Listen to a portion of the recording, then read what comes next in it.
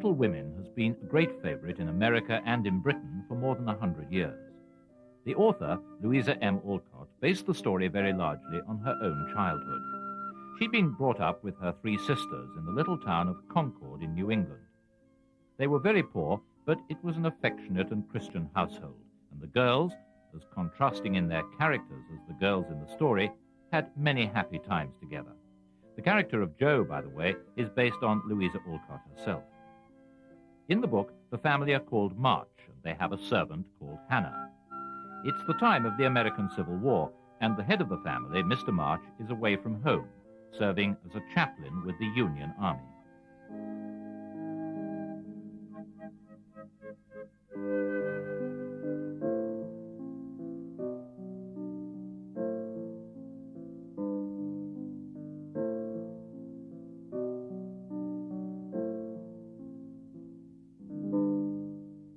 Christmas won't be Christmas without any presents, grumbled Jo, lying on the rug.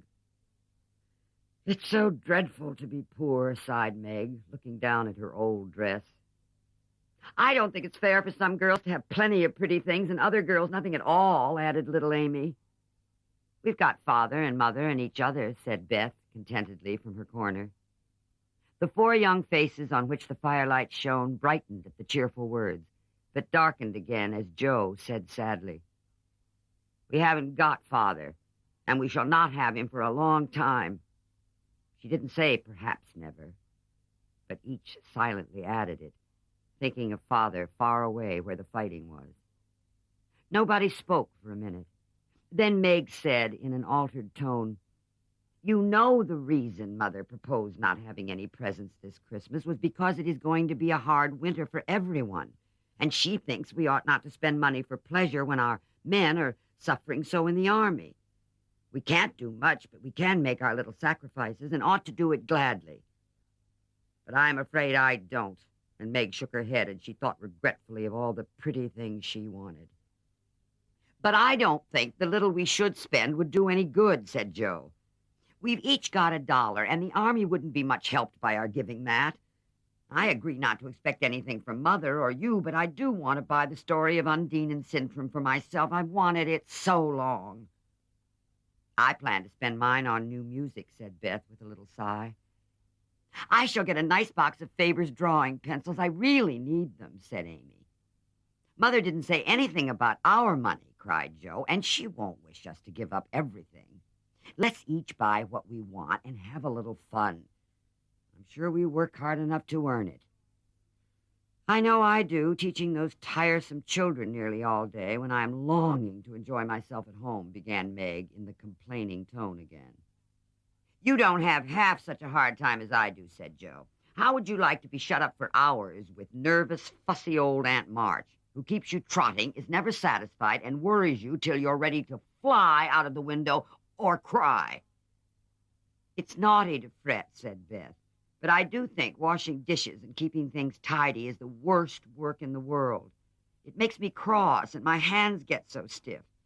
I can't practice the piano well at all. I don't think any of you suffer as I do, cried Amy, for you don't have to go to school with impertinent girls who plague you if you don't know your lessons, and laugh at your dresses and label your father if he isn't rich. Beth turned to Meg. You said the other day you thought we were a lot happier than the King children, for they were fighting and fretting all the time in spite of their money. So I did, Beth. Well, I think we are, for though we do have to work, we make fun for ourselves, and we are a pretty jolly set, as Jo would say. Jo does use such slang words, observed Amy, with a reproving look at the long figure stretched out on the rug. Jo immediately sat up, put her hands in her pockets, and began to whistle. Don't, Jo. It's so boyish. That's why I do it, Amy. I detest rude, unladylike girls. I hate affected, niminy-piminy chits. Birds in their little nests agree, sang Beth, the peacemaker, with such a funny face that both sharp voices softened to a laugh, and the pecking ended for a time.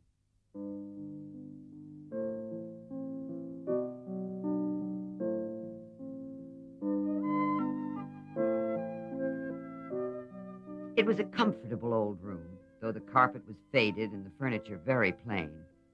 A good picture or two hung on the walls. Books filled the recesses. Chrysanthemums and Christmas roses bloomed in the windows, and a pleasant atmosphere of home peace pervaded it. Meg was the eldest of the four. She was 16 and very pretty, being plump and fair, with large eyes, plenty of soft brown hair, a sweet mouth, and white hands, of which she was rather vain. 15-year-old Jo was very tall, thin, and brown, and reminded one of a colt, for she never seemed to know what to do with her long limbs, which were very much in her way. She had a decided mouth, a comical nose, and sharp gray eyes, which appeared to see everything and were by turns fierce, funny, or thoughtful. Her long, thick hair was her one beauty, but it was usually bundled in a net to be out of her way. Elizabeth, or Beth, as everyone called her, was a rosy, smooth-haired, bright-eyed girl of 13, with a shy manner, a timid voice, and a peaceful expression, which was seldom disturbed. Amy, though the youngest, was a most important person, in her own opinion at least. A regular snow maiden, with blue eyes and yellow hair curling on her shoulders, pale and slender, and always carrying herself like a young lady mindful of her manners. The clock struck 6, and having swept up the hearth, Beth put a pair of slippers to warm. Somehow the sight of the old shoes had a good effect on the girls, for Mother was coming, and everyone brightened to welcome her. Jo forgot how tired she was as she sat up to hold the slippers nearer to the blaze. "They're quite worn out. Marmee must have a new pair." "I thought I'd get her some with my dollar," said Beth. "No, I shall," cried Amy. "I'm the oldest," began Meg, but Jo cut in with a decided, "I'm the man of the family now that Papa is away, and I shall provide the slippers, for he told me to take special care of Mother while he was gone." "I'll tell you what we'll do," said Beth. "Let's each get her something for Christmas and not get anything for ourselves." "That's like you, Beth. What will we get?" exclaimed Jo. Everyone thought soberly for a minute. Then Meg announced, as if the idea was suggested by the sight of her own pretty hands, "I shall give her a nice pair of gloves." "Army shoes, best to be had," cried Jo. "Some handkerchiefs, all hemmed," said Beth. "I'll get a little bottle of cologne. She likes it, and it won't cost much, so I'll have some left to buy my pencils," added Amy. "Glad to find you so merry, my girls," said a cheery voice at the door, and they turned to welcome a tall, motherly lady. She was not elegantly dressed, but a noble-looking woman, and the girls thought the gray cloak and unfashionable bonnet covered the most splendid mother in the whole world. "Well, dearies, how have you got on today? There was so much to do that I didn't come home to dinner. Has anyone called, Beth?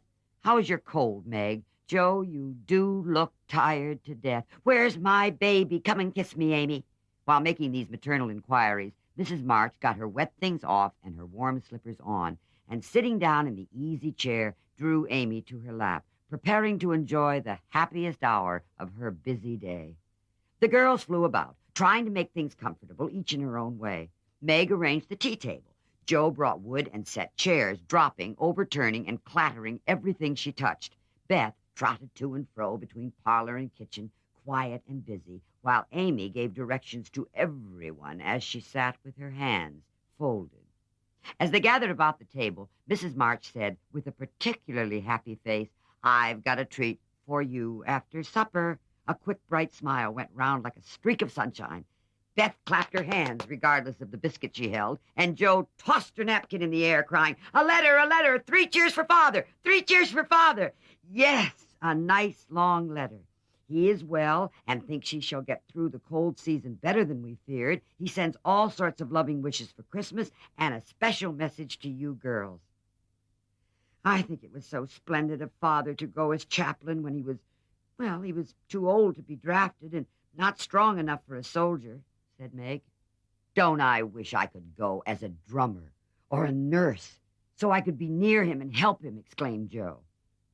"It must be very disagreeable to sleep in a tent and eat all sorts of bad-tasting things and drink out of a tin mug," sighed Amy. "When will he come home, Marmee?" asked Beth with a little quiver in her voice. "Not for many months, dear, unless he is sick. He will stay and do his work faithfully as long as he can, and we won't ask for him back a minute sooner than he can be spared. Now, come and hear the letter." They all drew to the fire, Mother in the big chair with Beth at her feet, Meg and Amy perched on either arm of the chair, and Joe leaning on the back where no one would see any sign of emotion if the letter should happen to be touching. Very few letters were written in those hard times that were not touching, especially those which fathers sent home. In this one, little was said of the hardships endured, the dangers faced, or the homesickness conquered.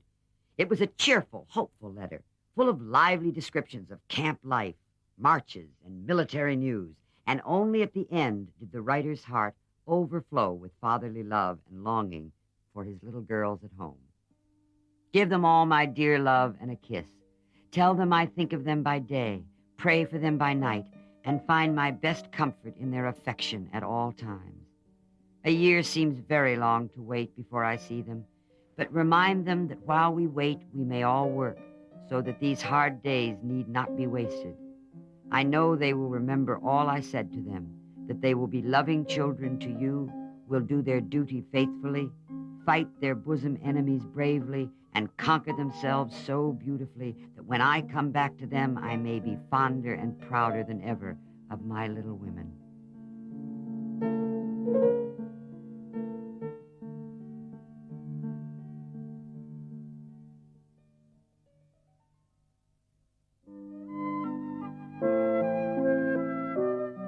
Next door to the March home, there's a large house, and the girls are intrigued by the people who live there. An old, stern-seeming gentleman called Mr. Lawrence, and his grandson, a boy who seems to lead a quiet and lonely life. They're anxious to find out more about these neighbors, and at New Year, the chance comes. "Such fun! Only see, a regular note of invitation from Mrs. Gardiner for tomorrow night," cried Meg, waving the precious paper and then proceeding to read it.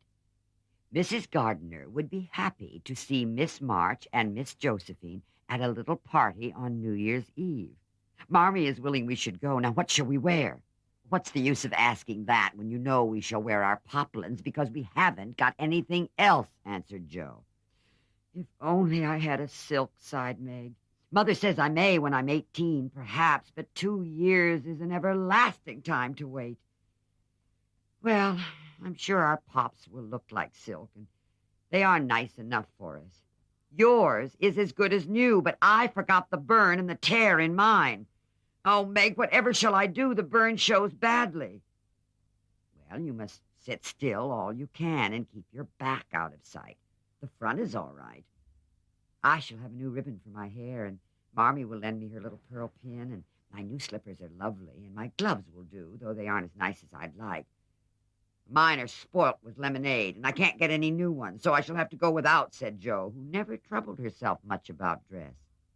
"Well, you must have gloves, or I won't go," cried Meg decidedly. "Gloves are more important than anything else. I should be mortified if you didn't have them." "Then I'll stay where I am." "You can't ask Mother for new ones, Joe. They are so expensive, and you are so careless. She said when you spoilt the others that she shouldn't get you any more this winter. Can't you make them do?" "I can hold them crumpled up in my hand so no one will know how stained they are. That's all I can do." "No, I'll tell you how we can manage. Each wear one good one and carry a bad one, don't you see?" "Your hands are bigger than mine, Joe, and you will stretch my glove dreadfully," began Meg, whose gloves were a tender point with her. "Then I'll go without. I don't care what people say," cried Joe, taking up her book. "You may have it, you may, only don't stain it, and do behave nicely. Don't put your hands behind you or stare or say Christopher Columbus, will you? Don't worry about me. I'll be as prim as I can and not get into any scrapes if I can help. Now go and answer your note and let me finish this splendid story."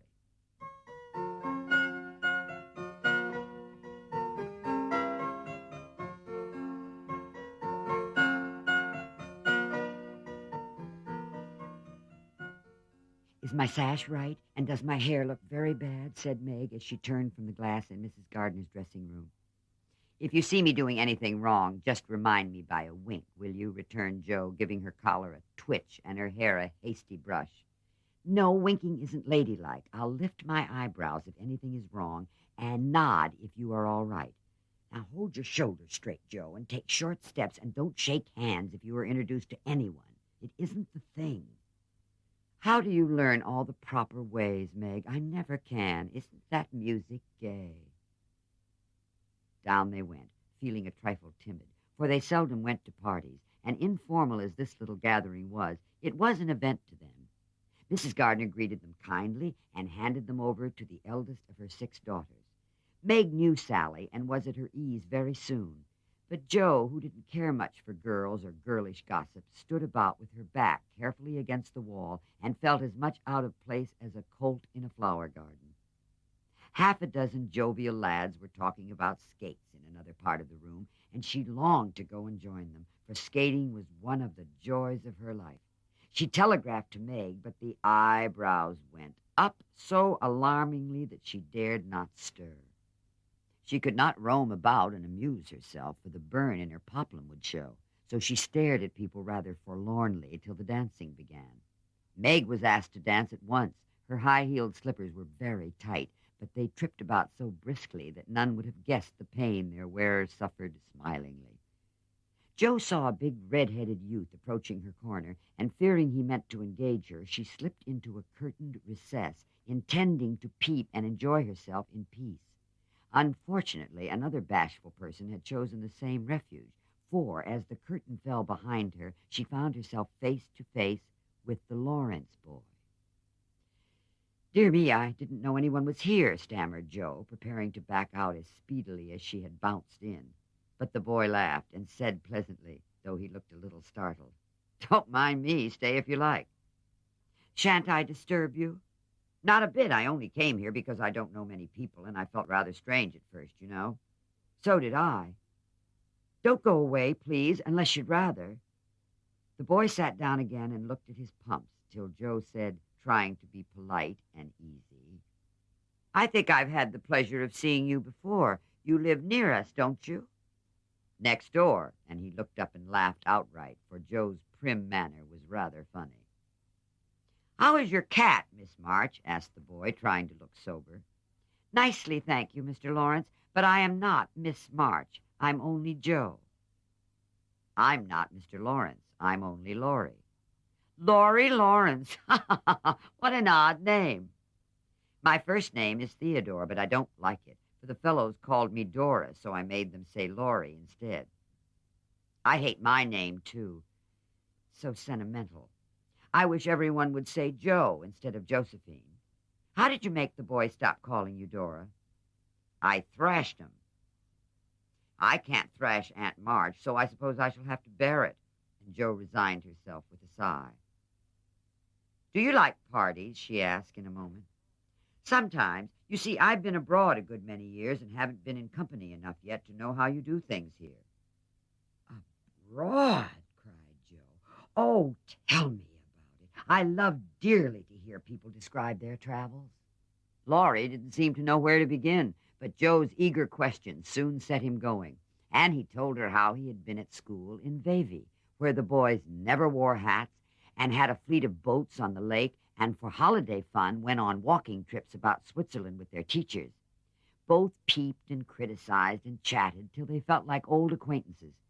Laurie's bashfulness soon wore off, for Jo's gentlemanly demeanor amused and set him at his ease, and Jo was her merry self again, because her dress was forgotten and nobody lifted their eyebrows at her.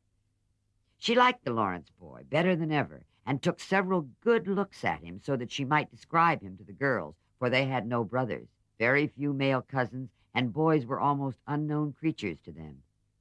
Curly black hair, brown skin, big black eyes, handsome nose, fine teeth, small hands and feet, taller than I am, very polite for a boy, and altogether jolly. Wonder how old he is. It was on the tip of Jo's tongue to ask, but she checked herself just in time, and with unusual tact tried to find out in a roundabout way. "I suppose you are going to college soon. I see you pegging away at your books. No, I mean studying hard." Laurie smiled and answered with a shrug. "Not for a year or two. I won't go before 17 anyway." Aren't you but 15? Asked Joe. 16, next month. How I wish I was going to college. You don't look as if you're going to like it. I'm going to hate it. Nothing but grinding or skylarking. And I don't like the way fellas do either in this country. What do you like? To live in Italy and to enjoy myself in my own way. Joe wanted very much to ask what his own way was, but his black brows looked rather threatening as he knit them, so she changed the subject by saying, as her foot kept time, "That's a splendid piano in the next room. Why don't you go and try it?" "If you will come too," he answered with a gallant little bow. I can't, for I told Meg I wouldn't because, There Joe stopped and looked undecided whether to tell or to laugh. "Because what?" asked Laurie, curiously. "You won't tell?" "Never." "Well, I have a bad trick of standing before the fire, and so I burned my frocks. And I scorched this one, and though it's nicely mended, it shows, and Meg told me to keep still so no one would see it." But Laurie didn't laugh. He only looked down a minute, and the expression of his face puzzled Joe when he said very gently, "Never mind that. Please come."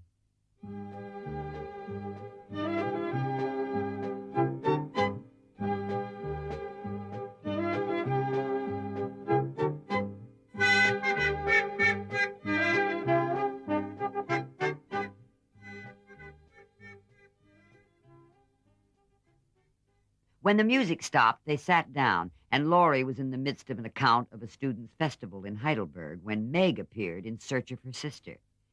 She beckoned, and Joe reluctantly followed her into a little side room, where she suddenly found her on a sofa holding her foot and looking quite pale.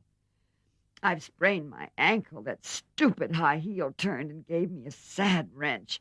It aches so I can hardly stand, and I don't know how I'm ever going to get home," she said, rocking to and fro in pain.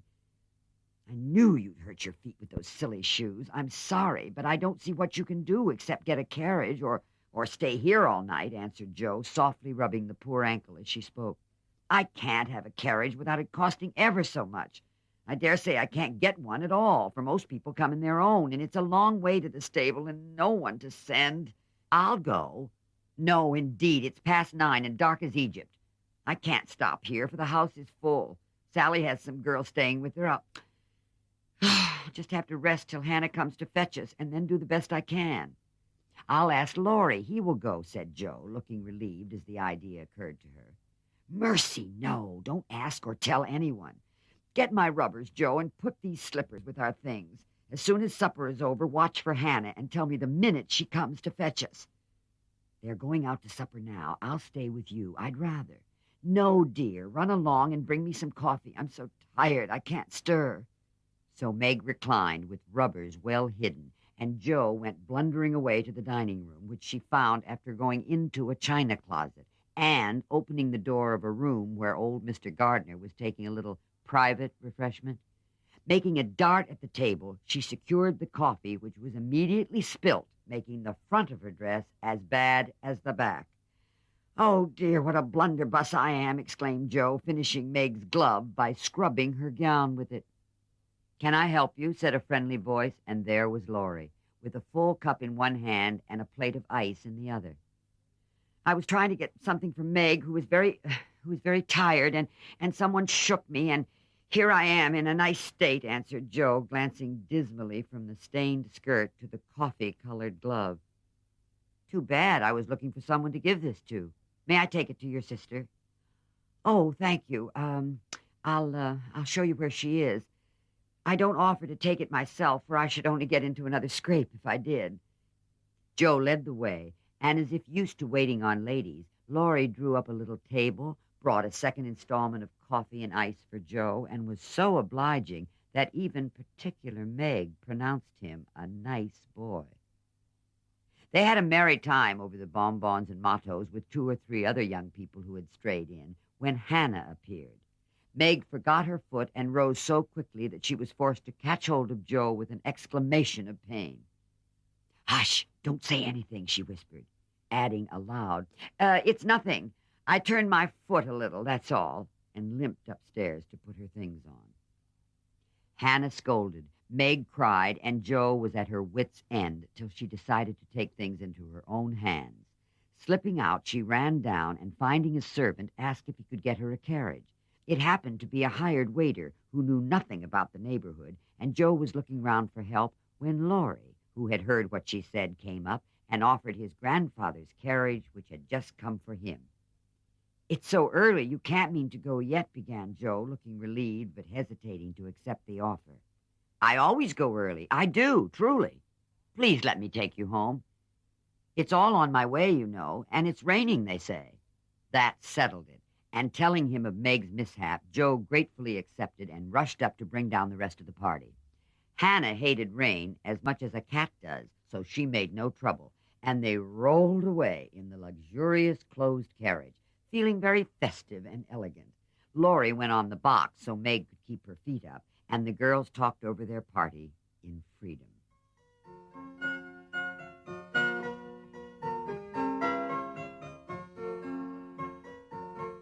The girls quickly make friends with Laurie and then with his grandfather.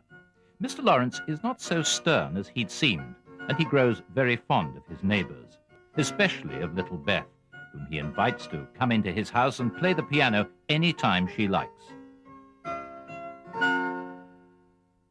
"Girls, where are you going?" asked Amy, coming into their room one Saturday afternoon and finding them getting ready to go out with an air of secrecy.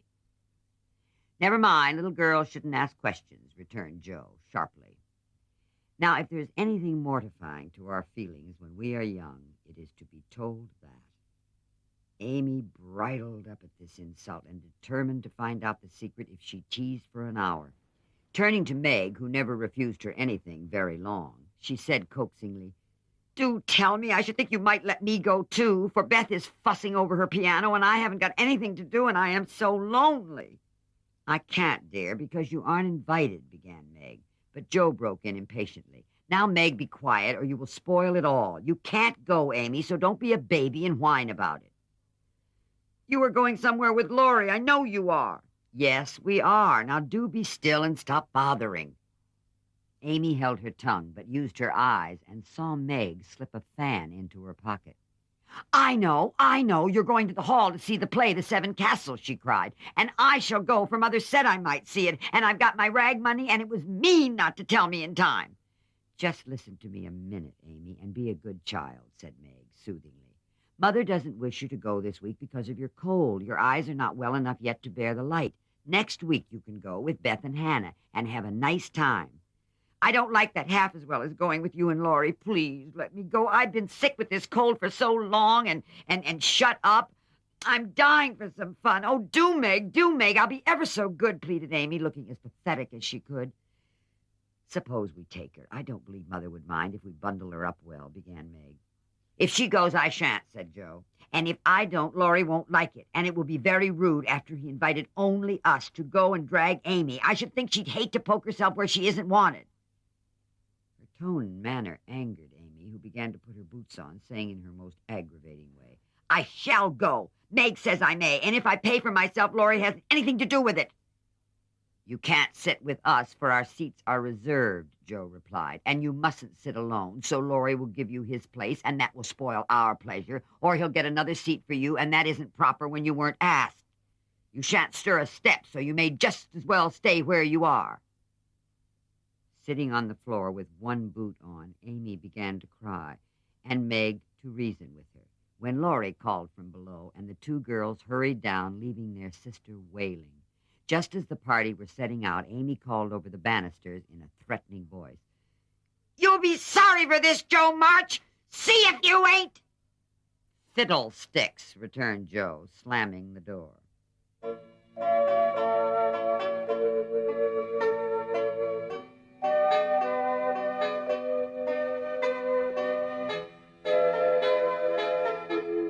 When they got home, they found Amy reading in the parlor. She assumed an injured air as they came in, never lifted her eyes from her book or asked a single question. Perhaps curiosity might have conquered resentment if Beth had not been there to inquire and receive a glowing description of the play. On going up to put away her best hat, Joe's first look was towards the bureau, for in their last quarrel, Amy had soothed her feelings by turning Joe's top drawer upside down on the floor. Everything was in its place, however, and after a hasty glance into her various closets, bags, and boxes, Joe decided that Amy had forgiven and forgotten her wrongs. There Joe was mistaken, for next day she made a discovery which produced a tempest. Meg, Beth, and Amy were sitting together late in the afternoon when Joe burst into the room. "Has anyone taken my book?" Meg and Beth said no at once. Amy poked the fire and said nothing. Joe saw her color rise and was down upon her in a minute. "Amy, you've got it." "No, I haven't." "You know where it is, then." "No, I don't." "That's a fib," cried Joe, taking her by the shoulders and looking fierce enough to frighten a much braver child than Amy. "It isn't. I haven't got it, and I don't know where it is now, and I don't care." "You know something about it, Amy, and you'd better tell at once, or I'll make you." And Joe gave her a slight shake. "Scold as much as you like. You'll never see your silly old book again." "Why not?" "I burn it up." "What?" "My little book I was so fond of, and worked over, and meant to finish before Father got home." "Have you really burnt it, Amy?" said Joe, turning very pale. "Yes, I did. I told you I'd make you pay for being so cross yesterday, and I have, so I—" Amy got no further, for Joe's hot temper mastered her, and she shook Amy till her teeth chattered in her head, crying in a passion of grief and anger. "You wicked, wicked girl! I never can write it again, and I'll never forgive you as long as I live!" Meg flew to rescue Amy and Beth to pacify Joe, but Joe was quite beside herself, and with a parting box on her sister's ear, she rushed out of the room.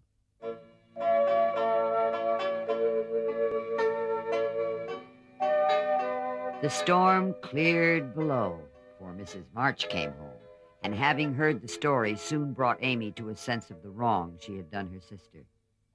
Joe's book was the pride of her heart.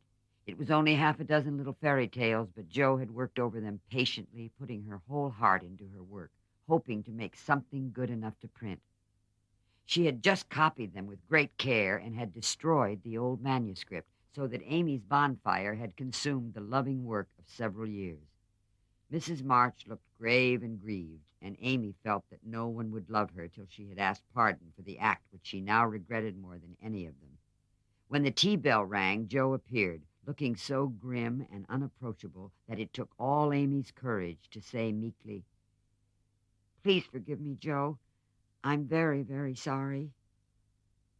"I shall never forgive you," was Joe's stern answer, and from that moment she ignored Amy entirely.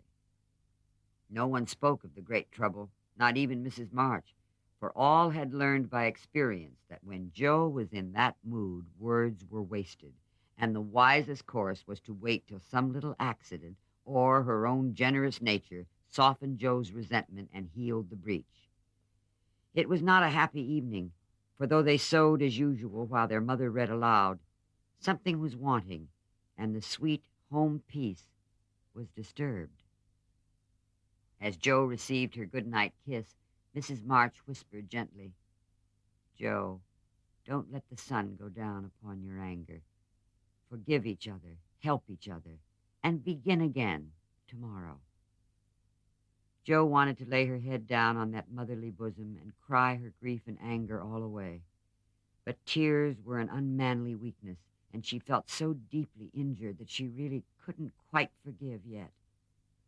So she winked hard, shook her head, and said gruffly, because Amy was listening, "It was an abominable thing to do, and she don't deserve to be forgiven."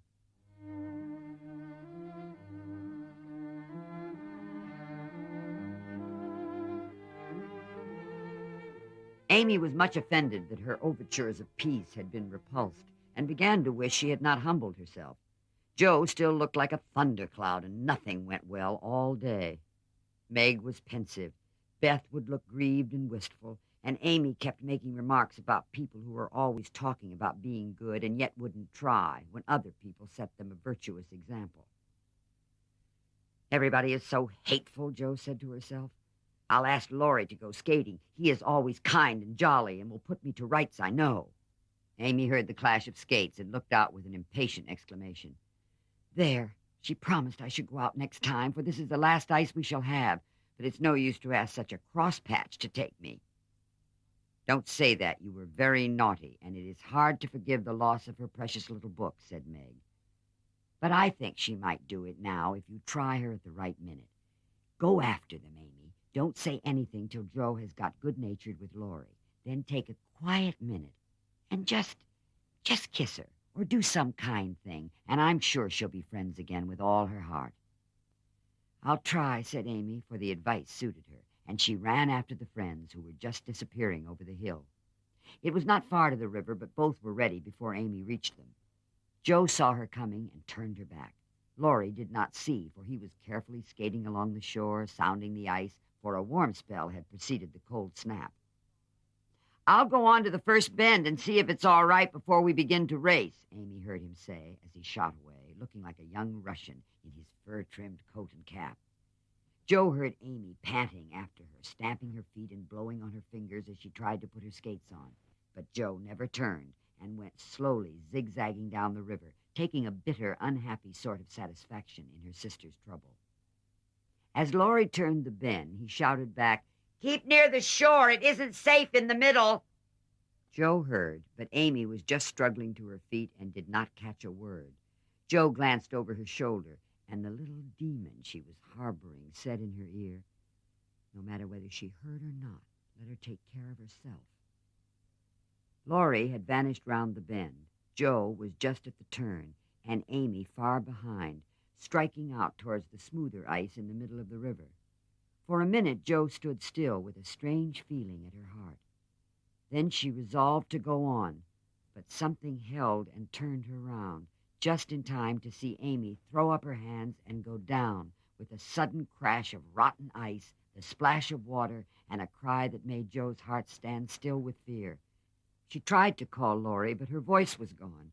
She tried to rush forward, but her feet seemed to have no strength in them, and for a second she could only stand motionless, staring with a terror-stricken face at the little blue hood above the black water.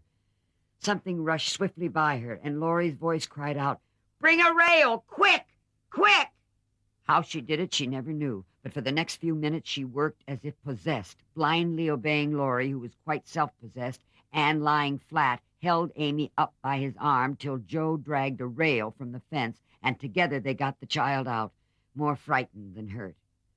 Shivering, dripping, and crying, they got Amy home, and after an exciting time of it, she fell asleep, rolled in blankets before a hot fire. During the bustle, Jo had scarcely spoken, but flown about looking pale and wild, with her things half off, her dress torn, and her hands cut and bruised by ice and rails and refractory buckles. When Amy was comfortably asleep, the house quiet, and Mrs. March sitting by the bed, she called Jo to her and began to bind up the hurt hands. Are you sure she is safe, Mother? Whispered Jo. Quite safe, dear. She is not hurt and won't even take cold. I think you were so sensible in covering her and getting her home quickly. Laurie did it all. Oh, Mother, if she should die, it would be my fault. And Jo dropped down beside the bed in a passion of penitent tears, telling all that had happened, bitterly condemning her hardness of heart. It's my dreadful temper. I try to cure it. I think I have, and then it breaks up, worse than ever. Oh, Mother, what shall I do? What should I do? Cried Jo in despair. Watch and pray, dear. Never get tired of trying, and never think it is impossible to conquer your fault, said Mrs. March, drawing Jo's head to her shoulder and kissing the wet cheek tenderly. Jo's only answer was to hold her mother close, and in the silence which followed, the sincerest prayer she had ever prayed left her heart without words.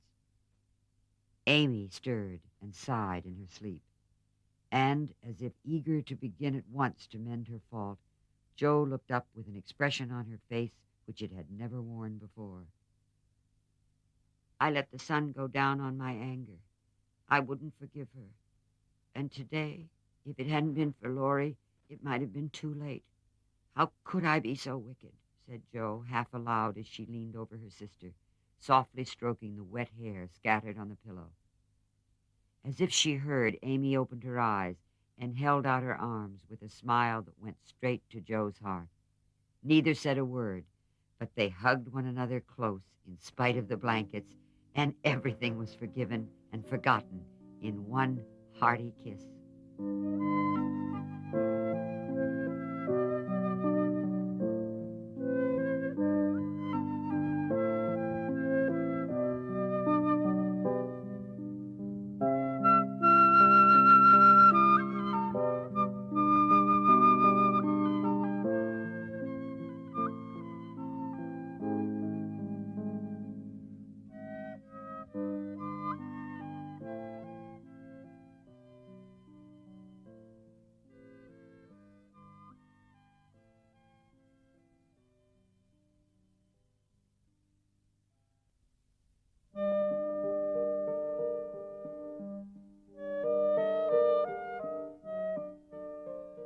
November is the most disagreeable month in the whole year, said Meg, standing at the window one dull afternoon, looking out at the frost-bitten garden. If something very pleasant should happen now, we should think it a delightful month, said Beth, who took a hopeful view of everything, even November. I dare say, but nothing pleasant ever does happen in this family, said Meg, who was out of sorts. We go grubbing along day after day without a bit of change and very little fun. We might as well be on a treadmill. My patience, how blue we are, cried Jo. I don't much wonder, poor darling, for you see other girls having splendid times while you grind, year in and year out. Oh, don't I wish I could manage things for you as I do for my heroines. You're pretty enough and good enough already, so I'd have some rich relation leave you a fortune unexpectedly. Then you dash out as an heiress, scorn everyone who has slighted you, go abroad and come home my lady something, in a blaze of splendor and elegance. People don't have fortunes left them in that style nowadays, said Meg. Men have to work and women to marry for money. It's a dreadful, unjust world. Jo and I are going to make fortunes for you all. Just wait 10 years and see if we don't, said Amy, who sat in a corner making mud pies, as Hannah called her little clay models of birds. Beth, who sat at the other window, said, smiling, 2 pleasant things are going to happen right away. Marmee is coming down the street, and Laurie is tramping through the garden as if he had something nice to tell. In they both came, Mrs. March with her usual question, any letter from father, girls? And Laurie to say in his persuasive way, won't some of you come for a drive? I've been working away at mathematics till my head is in a muddle, and I'm going to freshen my wits by a brisk turn. Come, Jo, you and Beth will go, won't you? Of course you will. Can I do anything for you, Madam Mother? Asked Laurie, leaning over Mrs. March's chair. No, thank you, except call at the office if you'll be so kind, dear. It's our day for a letter, and the postman hasn't been. Father is as regular as the sun, but there's some delay on the way, perhaps. A sharp ring interrupted her, and a minute after Hannah came in with a letter. It's one of them horrid telegraph things, Mum, she said, handing it as if she was afraid it would explode and do some damage. At the word telegraph, Mrs. March snatched it, read the 2 lines it contained, and dropped back into her chair as white as if the little paper had sent a bullet to her heart. Laurie dashed downstairs for water, while Meg and Hannah supported her, and Jo read aloud in a frightened voice. Mrs. March, your husband is very ill. Come at once. S. Hale, Blank Hospital, Washington. How still the room was as they listened breathlessly. How strangely the day darkened outside, and how suddenly the whole world seemed to change as the girls gathered about their mother, feeling as if all the happiness and support of their lives was about to be taken from them. Mrs. March was herself again directly, read the message over, and stretched out her arms to her daughters, saying in a tone they never forgot, I shall go at once, but it may be too late.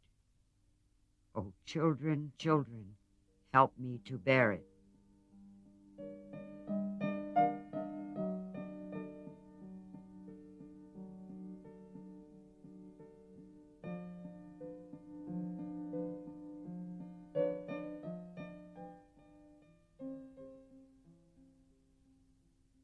Hannah was the first to recover, and with unconscious wisdom she set all the rest a good example, for with her work was the panacea for most afflictions.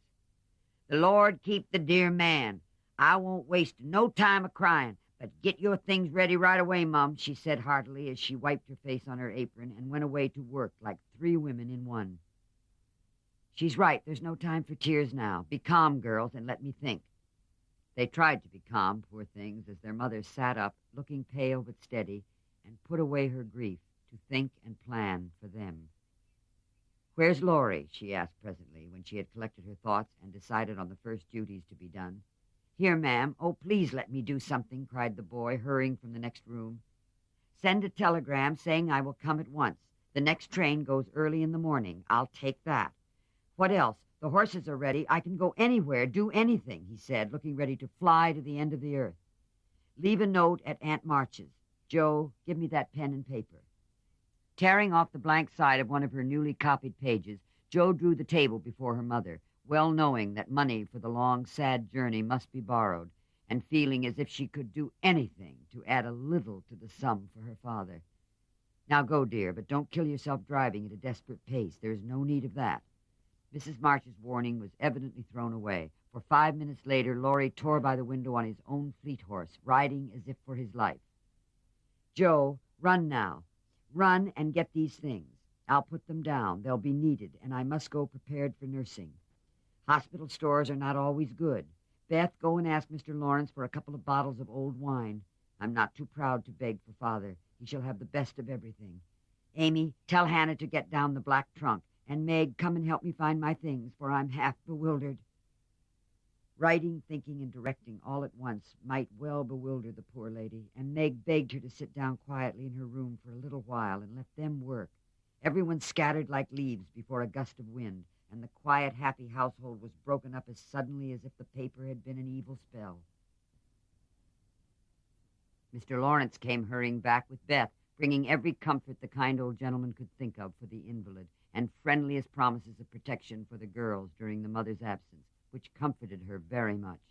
There was nothing he didn't offer, from his own dressing gown to himself as escort, but that last was impossible. Mrs. March would not hear of the old gentleman's undertaking the long journey. Yet an expression of relief was visible when he spoke of it, for anxiety ill fits one for traveling.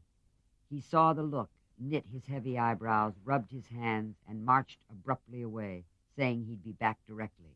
No one had time to think of him again, until, as Meg ran through the entry with a pair of rubbers in one hand and a cup of tea in the other, she came suddenly upon Mr. Brooke, Laurie's young tutor, who was a good friend.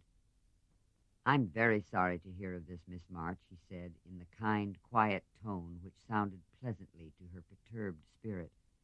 "I came to offer myself as escort to your mother. Mr. Lawrence has commissions for me in Washington, and it will give me real satisfaction to be of service to her there."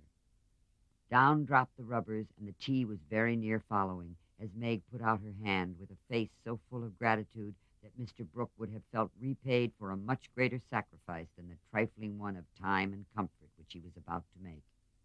"How kind you all are. Mother will accept, I'm sure, and it will be such a relief to know that she has someone to take care of her. Thank you very, very much." Meg spoke earnestly and forgot herself entirely, till something in the brown eyes looking down at her made her remember the cooling tea, and led the way into the parlor, saying she would call her mother. Everything was arranged by the time Laurie returned with a note from Aunt March enclosing the desired sum, and a few lines repeating what she had often said before, that she had always told them it was absurd for March to go into the army, always predicted that no good would come of it, and she hoped they would take her advice next time. Mrs. March put the note in the fire, the money in her purse, and went on with her preparations. The short afternoon wore away. All the other errands were done, and Meg and her mother busy at some necessary needlework, while Beth and Amy got tea, and Hannah finished her ironing with what she called a slap and a bang. But still, Joe did not come. They began to get anxious, and Laurie went off to find her, for one never knew what freak Joe might take into her head. He missed her, however, and she came walking in with a very queer expression of countenance, for there was a mixture of fun and fear, satisfaction and regret in it, which puzzled the family as much as did the roll of bills she laid before her mother, saying with a little choke in her voice, "That's my contribution towards making Father comfortable and bringing him home." "My dear Joe, where did you get it? $25? Oh, Joe, I hope you haven't done anything rash." "No, it's mine, honestly. I didn't beg, borrow, or steal it. I earned it, and I don't think you'll blame me, for I only sold what was my own." As she spoke, Joe took off her bonnet, and a general outcry arose, for all her abundant hair was cut short. "Your hair! Joe, your beautiful hair! Oh, Joe, how could you? Your one beauty! Oh, my dear girl, there was no need of this. You don't look like my Joe anymore. But I love you dearly for it." Beth hugged the cropped head tenderly. Joe assumed an indifferent air, which did not deceive anyone a particle, and said, rumpling up the brown bush and trying to look as if she liked it, "It doesn't affect the fate of the nation, so don't wail, Beth. It will be good for my vanity. I was getting too proud of my wig. It will do my brains good to have that mop taken off. My head feels deliciously light and cool, and the barber said I soon could have a curly crop, which will be boyish, becoming, and easy to keep in order. I'm satisfied, so please take the money and let's have supper."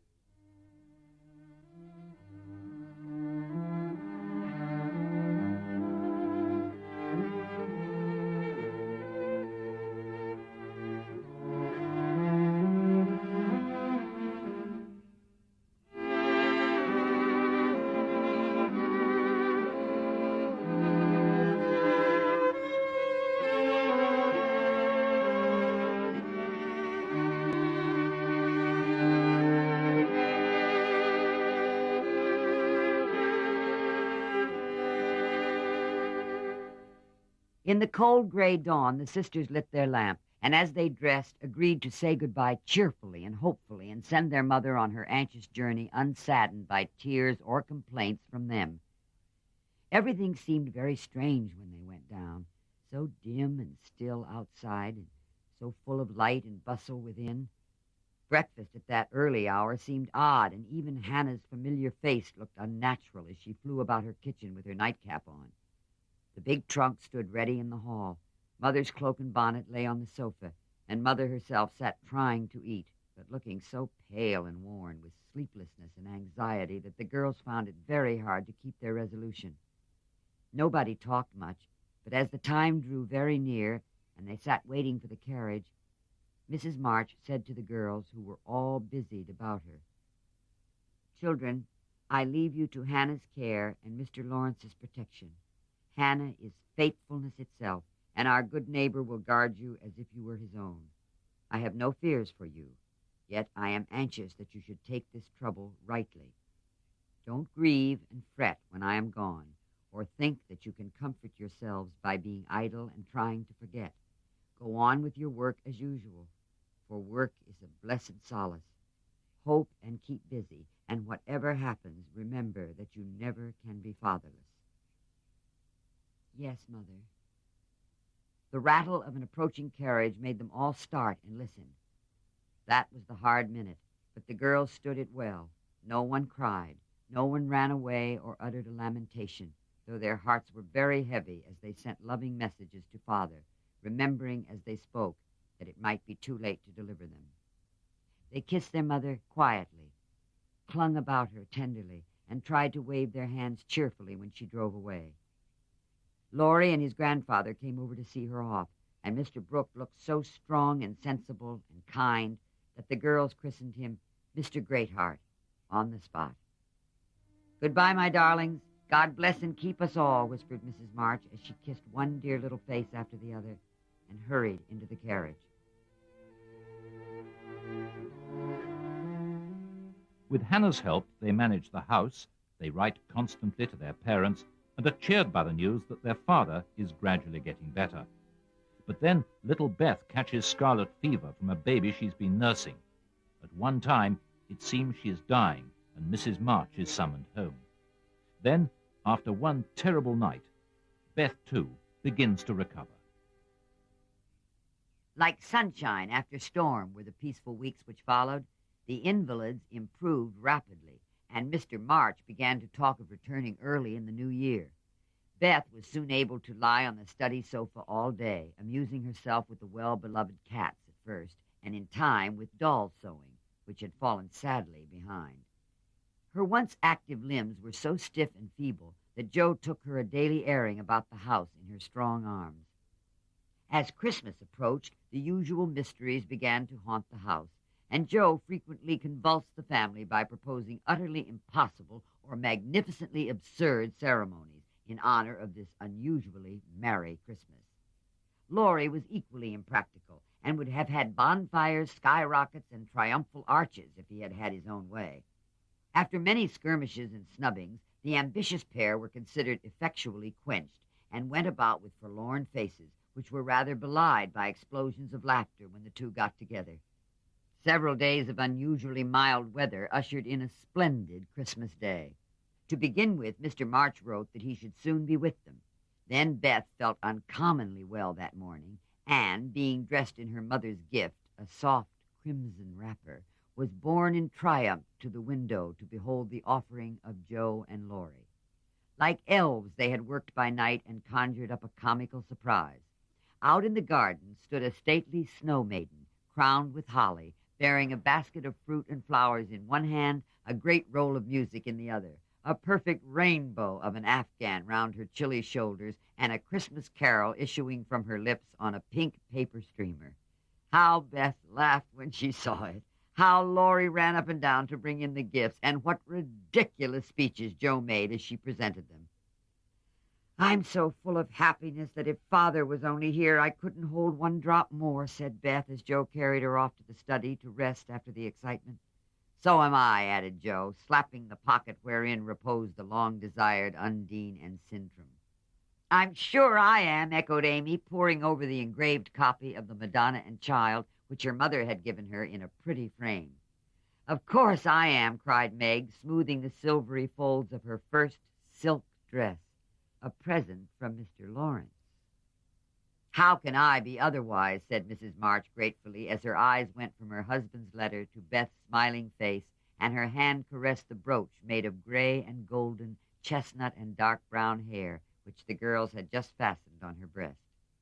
Now and then in this workaday world, things do happen in the delightful storybook fashion, and what a comfort that is. Half an hour after everyone had said they were so happy, they could only hold one drop more. The drop came. Laurie opened the parlor door and popped his head in very quietly.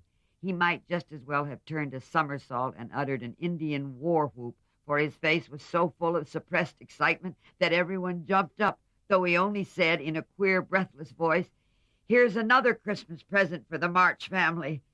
Before the words were well out of his mouth, he was whisked away somehow, and in his place appeared a tall man, muffled up to his eyes, leaning on the arm of another tall man who tried to say something but couldn't. Of course, there was a general stampede, and for several minutes everybody seemed to lose their wits, for the strangest things were done, and no one said a word. Mr. March became invisible in the embrace of 4 pairs of loving arms. Joe disgraced herself by nearly fainting away and had to be doctored by Laurie in the china closet. Mr. Brooke kissed Meg entirely by mistake, as he somewhat incoherently explained, and Amy, the dignified, tumbled over a stool and, never stopping to get up, hugged and cried over her father's boots in the most touching manner. Mrs. March was the first to recover herself and held up her hand with a warning. "Hush! Remember Beth!" But it was too late. The study door flew open. The little red wrapper appeared on the threshold. Joy put strength into the feeble limbs, and Beth ran straight into her father's arms. Never mind what happened just after that, for the full hearts overflowed, washing away the bitterness of the past and leaving only the sweetness of the present.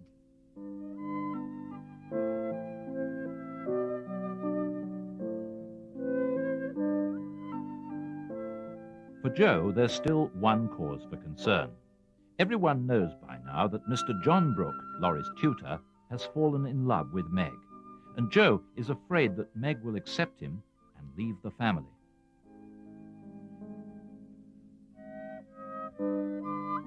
Mother and daughters hovered about Mr. March the next day, neglecting everything to look at, wait upon and listen to the new invalid, who was in a fair way to be killed by kindness.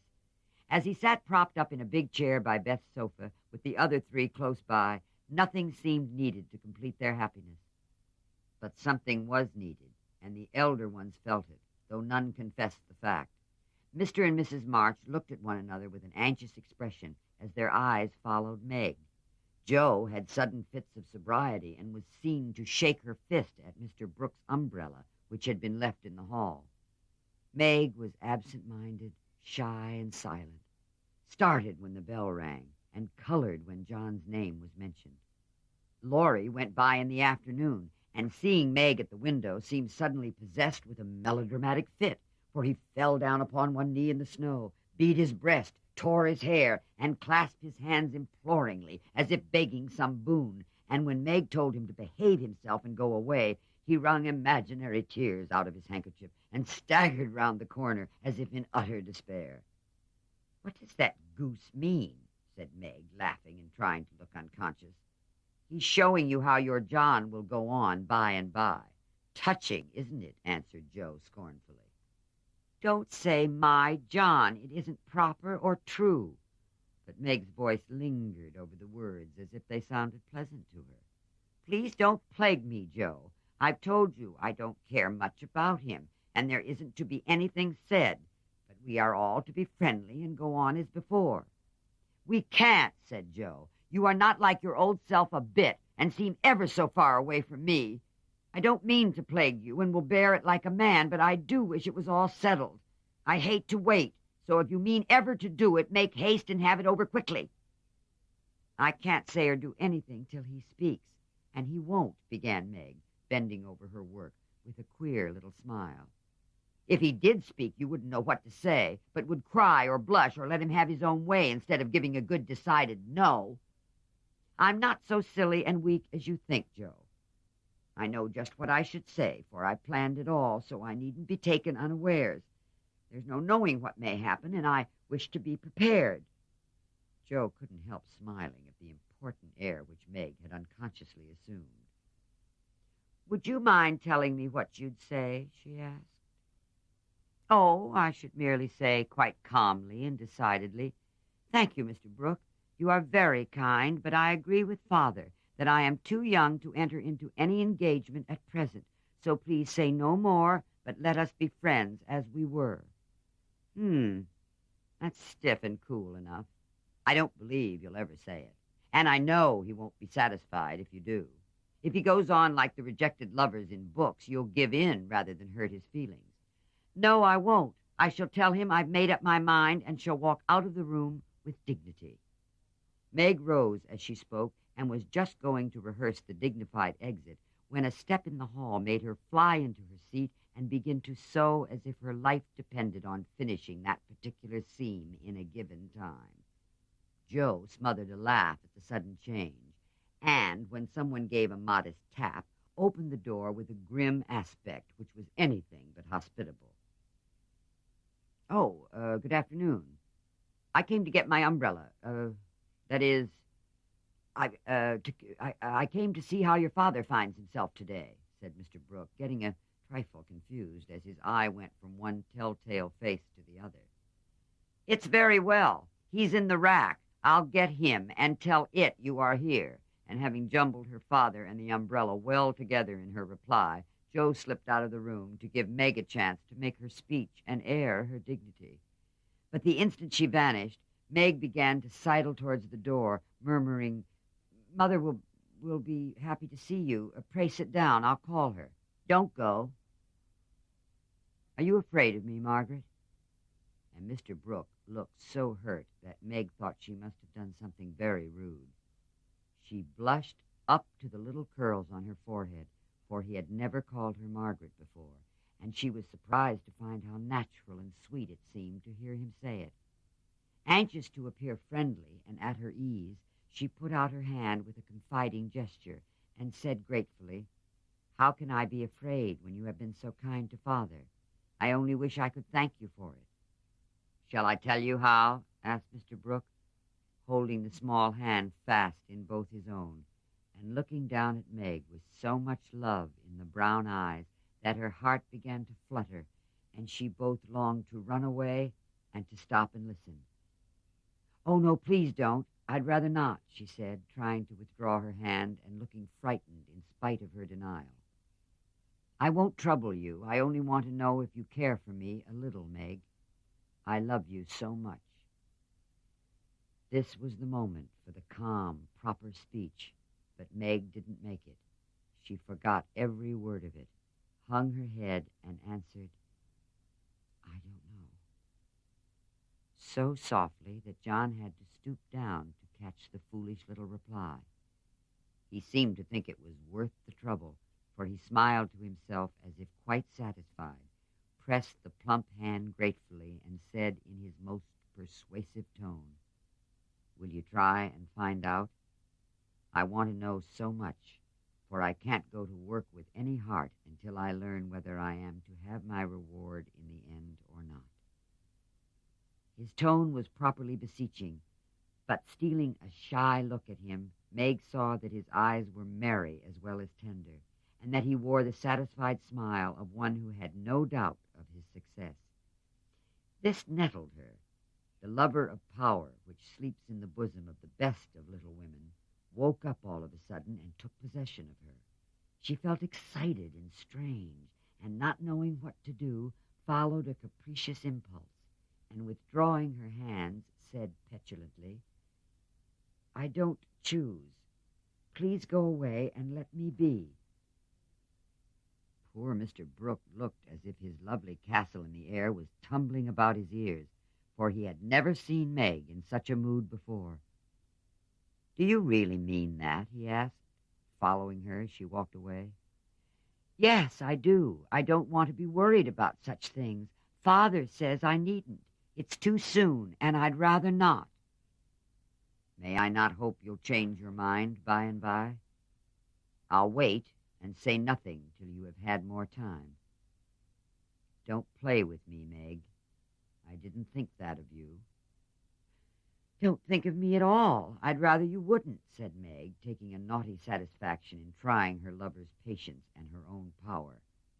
He was grave and silent now, and looked decidedly more like the novel heroes whom she admired, but he neither slapped his forehead nor tramped about the room as they did. He just stood looking at her wistfully, so tenderly that she found her heart relenting in spite of her.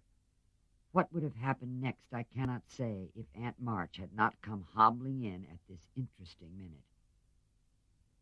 Aunt March couldn't resist her longing to see her nephew, for she had met Laurie as she took her airing, and hearing of Mr. March's arrival, drove straight out to see him. The family were all busy in the back part of the house, and she had made her way quietly in, hoping to surprise them. She did surprise two of them so much that Meg started as if she had seen a ghost, and Mr. Brooke vanished into the study. "Bless me, what's all this?" cried the old lady with a rap of her cane. "It's Father's friend. I'm so surprised to see you," stammered Meg, feeling that she was in for a lecture now. "That's evident," returned Aunt March, sitting down. "But what is Father's friend saying to make you look like a peony? There's mischief going on, and I insist on knowing what it is." "We were merely talking. Mr. Brooke came for his umbrella," began Meg, wishing that Mr. Brooke and his umbrella were safely out of the house. "Brooke? That boy's tutor? Ah, I understand now. I know all about it. You haven't gone and accepted him, child," cried Aunt March, looking scandalized. "Hush! He'll hear." "Shan't I call Mother?" said Meg, much troubled. "Not yet. I've something to say to you and must free my mind at once. Tell me, do you mean to marry this Mr. Cook? If you do, not one penny of my money ever goes to you. Remember that, and be a sensible girl," said the old lady impressively. "I shall marry whom I please, Aunt March, and you can leave your money to anyone you like." "Hi-tee-tight-tee. Is that the way you take my advice, miss? You'll be sorry for it by and by when you've tried love in a cottage and found it a failure." "It can't be worse than some people find in big houses," retorted Meg. "I couldn't do better if I waited half my life. John is good and wise. He's got heaps of talent. He's willing to work and sure to get on. He's so energetic and brave. Everyone likes and respects him, and I'm proud to think he cares for me, though I'm so poor and young and silly. He knows you have got rich relations, child. That's the secret of his liking, I suspect. Aunt March, how dare you say such a thing? My John wouldn't marry for money, any more than I would. We are willing to work, and we mean to wait. I'm not afraid of being poor, for I've been happy so far, and I know I shall be with him, because he loves me, and I... Meg stopped there, remembering all of a sudden that she hadn't made up her mind, that she had told her John to go away, and that he might be overhearing her inconsistent remarks. Aunt March was very angry, for she had set her heart on having her pretty niece make a fine match, and something in the girl's happy young face made the old woman feel both sad and sour. Well, I wash my hands of the whole affair. You are a willful child, and you've lost more than you know by this piece of folly. No, I won't stop. I'm disappointed in you and haven't spirits to see your father now. Don't expect anything from me when you are married. I've done with you forever. Slamming the door in Meg's face, Aunt March drove off in high dudgeon. She seemed to take all the girl's courage with her, for when left alone, Meg stood a moment, undecided whether to laugh or cry. Before she could make up her mind, she was taken possession of by Mr. Brooke, who said all in one breath, I couldn't help hearing, Meg. Thank you for defending me, for proving that you do care for me a little bit. I didn't know how much till she abused you, began Meg. And I needn't go away, but may stay and be happy, may I, dear? Here was another fine chance to make the crushing speech and the stately exit. But Meg never thought of doing either, and disgraced herself forever in Joe's eyes by meekly whispering, Yes, John, and hiding her face on Mr. Brooks' waistcoat.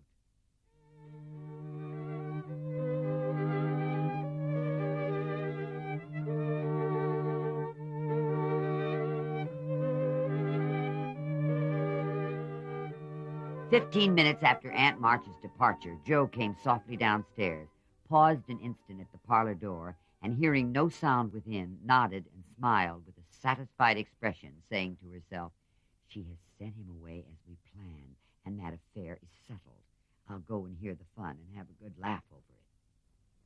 But poor Joe never got her laugh, for she was transfixed upon the threshold by a spectacle which held her there, staring with her mouth nearly as wide open as her eyes. Going to exult over a fallen enemy and to praise a strong-minded sister for the banishment of an objectionable lover, it certainly was a shock to behold the aforesaid enemy serenely sitting on the sofa with the strong-minded sister enthroned upon his knee and wearing an expression of the most abject submission. Joe gave a sort of gasp, as if a cold shower bath had suddenly fallen upon her. At the odd sound, the lovers turned and saw her. Meg jumped up, looking both proud and shy. But that man, as Joe called him, actually laughed and said coolly as he kissed the astonished newcomer, Sister Joe, congratulate us. That was adding insult to injury. It was altogether too much, and making some wild demonstration with her hands, Joe vanished without a word. Rushing upstairs, she startled the invalid by exclaiming tragically as she burst into the room, Oh, do somebody go down quick. John Brooke is acting dreadfully, and Meg likes it.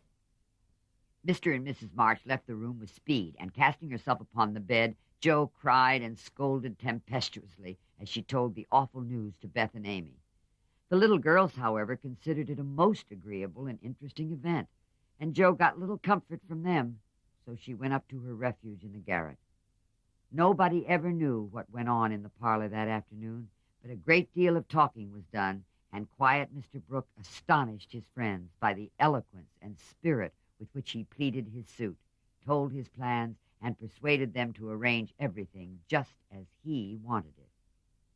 The tea bell rang before he had finished describing the paradise which he meant to earn for Meg, and he proudly took her in to supper, both looking so happy that Joe hadn't the heart to be jealous or dismal.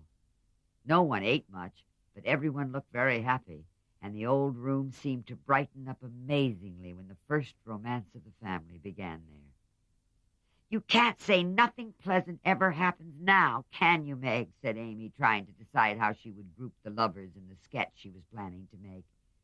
No, I'm sure I can't. How much has happened since I said that? It seems a year ago, answered Meg, who was in a blissful dream, lifted far above such common things as bread and butter. The joys come close upon the sorrows this time, and I rather think the changes have begun, said Mrs. March. In most families, there comes now and then a year full of events. This has been such a one, but it ends quite well after all. Hope the next one will end better, muttered Joe, who found it very hard to see Meg absorbed in a stranger before her face. For Joe loved a few persons very dearly and dreaded to have their affection lost or lessened in any way. I hope the third year from this will end better. I mean it shall if I live to work out my plans, said Mr. Brooks, smiling at Meg, as if everything had become possible to him now. Doesn't it seem very long to wait? Asked Amy, who was in a hurry for the wedding. I've got so much to learn before I shall be ready. It seems a short time to me, answered Meg, with a sweet gravity in her face never seen there before. You have only to wait. I have to do the work, said John, beginning his labors by picking up Meg's napkin with an expression which caused Joe to shake her head and then say to herself with an air of relief as the front door banged, Here comes Laurie. Now we shall have a little sensible conversation. But Joe was mistaken, for Laurie came prancing in, overflowing with spirits, bearing a great bridal-looking bouquet from Mrs. John Brooke, and evidently laboring under the delusion that the whole affair had been brought about by his excellent management. I knew Brooke would have it all his own way. He always does. For when he makes up his mind to accomplish anything, it's done, though the sky falls, said Laurie when he had presented his offering and his congratulations. Much obliged for the recommendation. I take it as a good omen for the future, and invite you to my wedding on the spot, answered Mr. Brooke, who felt at peace with all mankind, even his mischievous pupil. I'll come if I'm at the ends of the earth, for the sight of Joe's face alone on that occasion would be worth a long journey. You don't look festive, ma'am. What's the matter? Asked Laurie, following her into a corner of the parlor where they had all adjourned to greet Mr. Lawrence. I don't approve of the match, but I've made up my mind to bear it, and shall not say a word against it, said Joe solemnly. You can't know how hard it is for me to give up Meg, she continued with a little quaver in her voice. You don't give her up. You only go halves, said Laurie consolingly. It can never be the same again. I've lost my dearest friend, sighed Joe. You've got me anyhow. I'm not good for much, I know, but I'll stand by you, Joe, all the days of my life. Upon my word I will. And Laurie meant what he said. I know you will, and I'm ever so much obliged. You are always a great comfort to me. Well, now, don't be dismal. There's a good fellow. It's all right, you see. Meg is happy. Brooke will fly round and get settled immediately. Grandpa will attend to him, and it will be very jolly to see Meg in her own little house. We'll have capital times after she is gone, for I shall be through college before long, and then we'll go abroad or some nice trip or other. Wouldn't that console you?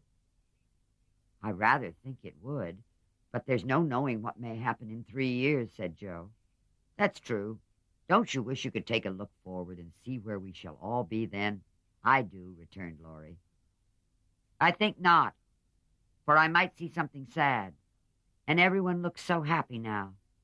I don't believe they could be much improved, and Joe's eyes went slowly round the room, brightening as they looked, for the prospect was a pleasant one. Father and Mother sat together, quietly reliving the first chapter of the romance, which for them began some 20 years ago. Amy was drawing the lovers, who sat apart in a beautiful world of their own, the light of which touched their faces with a grace the little artist could not copy. Beth lay on her sofa, talking cheerily with her old friend, who held her little hand as if he felt that it possessed the power to lead him along the peaceful way she walked. Joe lounged in her favorite low seat with the grave, quiet look which best became her, and Laurie, leaning on the back of her chair, his chin on a level with her curly head, smiled with his friendliest aspect and nodded at her in the long glass which reflected them both.